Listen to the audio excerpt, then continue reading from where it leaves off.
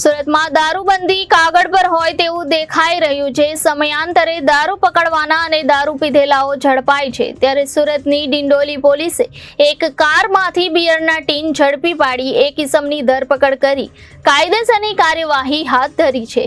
આ અંગે ડિંડોલી પોલીસ પાસેથી મળતી વિગત પ્રમાણે ડિંડોલી પોલીસની ટીમ પેટ્રોલિંગમાં હતી। આ દરમિયાન બાતમી મળી હતી કે ડિંડોલી સણિયા કણદે ગામ ગુમાન સિંહ રો હાઉસના પાર્કિંગમાં પાર્ક કરેલી કારમાં દારૂનો જથ્થો છે, જે આધારે પોલીસે તપાસ હાથ ધરતા કારની ડીકીમાંથી ભારતીય બનાવટના વિદેશી બિયરની અલગ અલગ બોટલો મળી આવી હતી। પોલીસે 408 બિયરના ટીન કબજે કર્યા હતા, જેની કિંમત 59,000થી વધુ થાય છે। પોલીસે કાર અને દારૂ મળી 5,59,000થી વધુ રૂપિયાનો માલ કબજે કરી એક આરોપીની ધરપકડ કરી છે। પોલીસે પ્રફુલ્લ જગદીશ સાવલી નામના ઇસમની ધરપકડ કરી કાયદેસરની કાર્યવાહી હાથ ધરી છે। Reporter Hitesh Prajapati, Janadesh news, Surat.